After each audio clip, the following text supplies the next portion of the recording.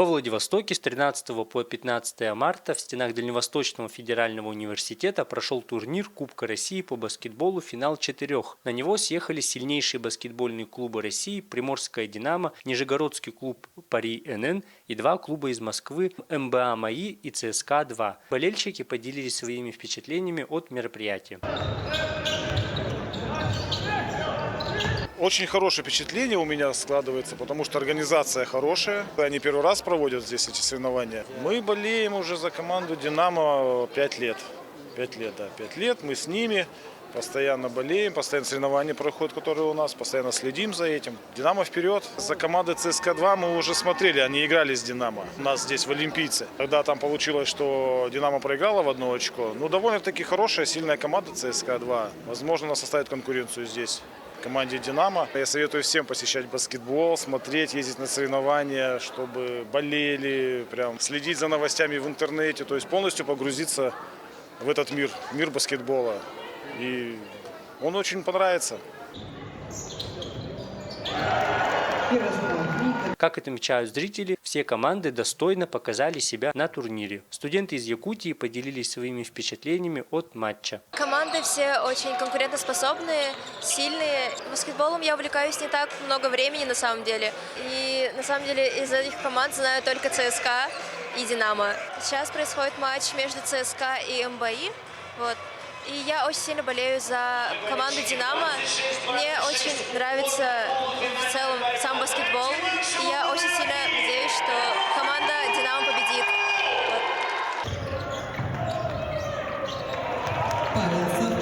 По итогам турнира клуб из Москвы МБА «МАИ» впервые в своей истории стал обладателем Кубка России. Клуб «Пари НН» из Нижнего Новгорода стал серебряным призером, а Приморская «Динамо» забрала бронзу. В оранжерее Ботанического сада Владивостока открылась выставка «Обгоняя весну», в которой представлено более сотни видов растений, среди которых есть как привычные глазу цветы, так и редкие экземпляры. На ней также находятся 80 сортов и порядка 3500 тюльпанов. По словам научного сотрудника, в мире насчитывается более 60 тысяч сортов тюльпанов, выведенных человеком. Еще мы показываем нарциссы, гиацинты, хианодоксы, крокусы, цикламены, примулы.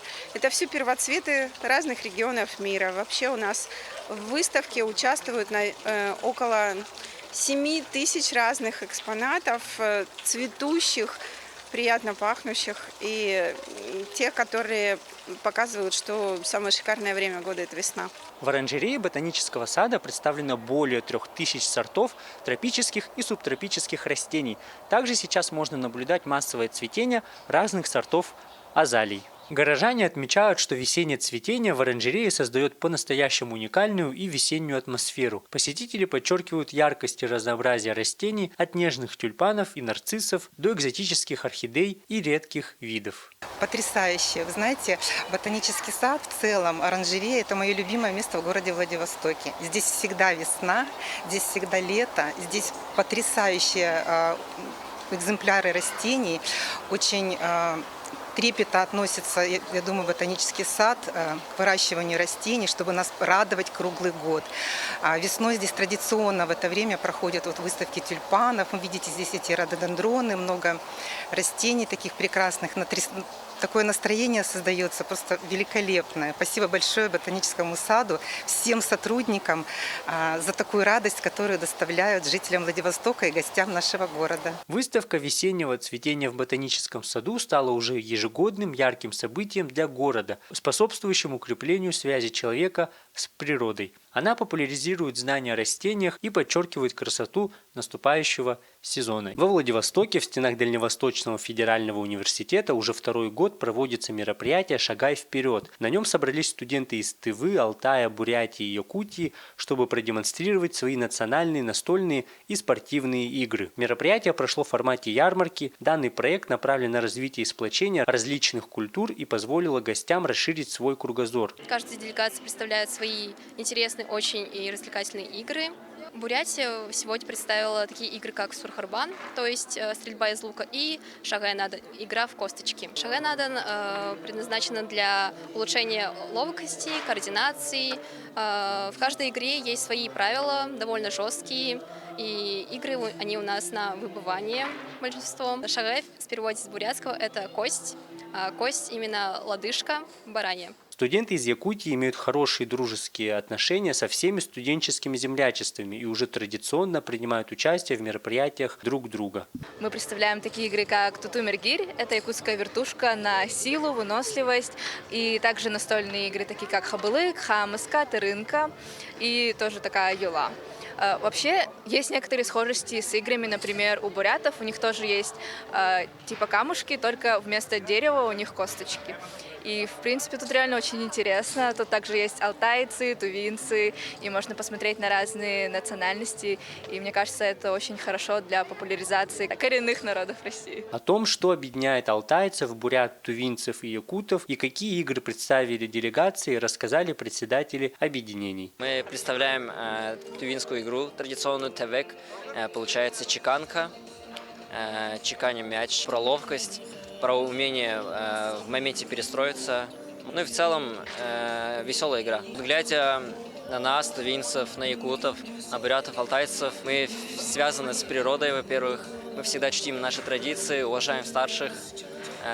И именно вот эти вещи нас сплочают. У нас, можно сказать, один большой такой культурный код. Наша организация сегодня представляет шатра. Это такая игра, которая совмещает в себе правила и шашек, и шахмат. И вторая игра по-алтайски называется армахчы-чачыш. Армахчы — это такая веревка, завязанная как лассо. И чачыш — это значит кидать. По сути, это метание аркана. Мы тюркские народы, братские. И много схожего, и есть много разного. Нас, наверное, объединяет любовь к нашей культуре, уважение к природе, уважение к старшим. По итогам мероприятия прошло награждение гостей, набравших наибольшее количество очков, а также были подарены ценные призы от спонсоров.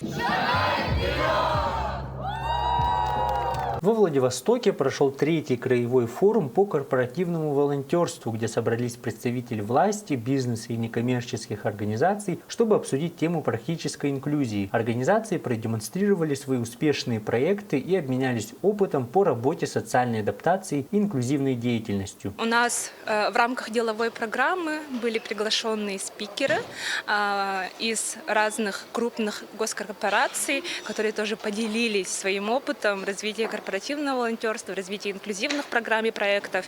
И очень надеемся, что они вдохновили в том числе некоммерческий сектор и бизнес Приморского края. В ходе панельной дискуссии участники обсудили роль государства, бизнеса и общества в создании современных подходов к интеграции людей с ограниченными возможностями здоровья в общественную и профессиональную жизнь. Мои коллеги из корпорации являются волонтерами и постоянно участвуют, принимают активное участие в разных мероприятиях города и края. Корпорация является партнером мероприятия, и мы поддерживаем любые инициативы социальные и особенно инклюзивный показ мод, потому что это является одним из направлений креативной индустрии. Мероприятие завершилось ярким модным инклюзивным показом, где люди с разными возможностями здоровья продемонстрировали на себе бренды приморских дизайнеров.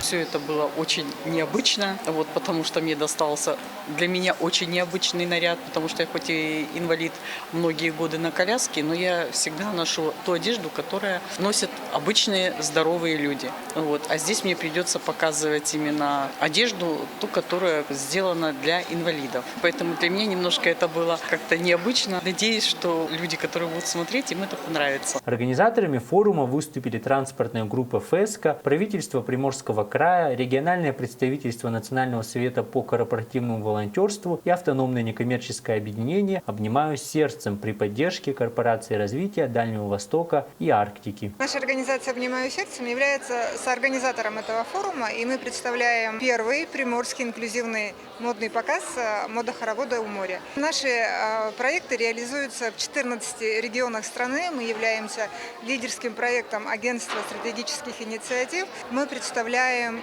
моду, которая подходит всем. Одежда должна быть и красивой, и удобной, и комфортной для носки, для людей любых параметров, для людей с любыми физическими возможностями. И мы про это. Мероприятие показало, как государство, бизнес и общество может совместными усилиями продвигать инклюзивные практики, интегрировав в них корпоративное волонтерство, что способствует развитию толерантного и открытого общества. Во Владивостоке 19-20 марта прошла Всероссийская научно-практическая конференция с международным участием «Стратегии взаимодействия науки, образования и просвещения в сохранении экосистемного биоразнообразия». На мероприятие съехали специалисты в области экологического образования, сотрудники природоохранных и научных организаций России и Китайской Народной Республики. Мероприятие состояло из пленарных и тематических докладов по секциям, открытых мероприятий, экскурсий, а также выставки лучших практик в области экологического просвещения. Не только широкая география объединяет наших участников, но и смыслы, которые мы вкладываем в наши мероприятия. Это умение работать с просвещением широких кругов населения. Это воспитание экологического сознания, природосберегательные технологии, бережное отношение к природе. То есть работа еще и с сознанием населения. Мы можем поделиться теми наработками, которые накопили за 10 лет работы. Это работа и в научных лабораториях, и в ученических лабораториях. Очень большой пласт работы мы делаем в исследовательских ученических проектах. Как работать с семейными группами, со студентами, со взрослыми. То есть мы охватили в просвещении все возрасты. Из Якутии с докладами приняли участие учителя города Якутска. Сардана Данилова, учитель биологии 23-й школы, выступила с докладом «Исследовательская деятельность как одна из форм организации внеклассной работы учащихся по биологии». Ираида Парникова, учитель химии и экологии 35-й школы, выступила с докладом «Здоровье сберегающее образование». И Лариса Иванова, учитель химии и географии 10-й школы, выступила с докладом «Верстовые столбы школьных туристических походов по следам северной экспедиции Витуса Беринга». Ну, сейчас такая задача идет — экологическое образование каждого человека, да? И экологическое просвещение именно проводится в детских садах, в школах, в университетах, колледжах. И поэтому мы, как учителя биологии, химии, экологии, географии, мы обязаны, потому что экологию должен знать каждый гражданин России. Наша 35-я школа инклюзивного направления, да, поэтому в нашей школе прикреплен медицинский центр. Мы работали этой темой 4 года, и после этого мы издали учебно-методические пособия. Таким образом, мероприятие позволило участникам ознакомиться с научными исследованиями, а также лучшими практиками в области экологического образования. По итогам конференции была составлена резолюция. Иннокентий Кычкин, Владивосток.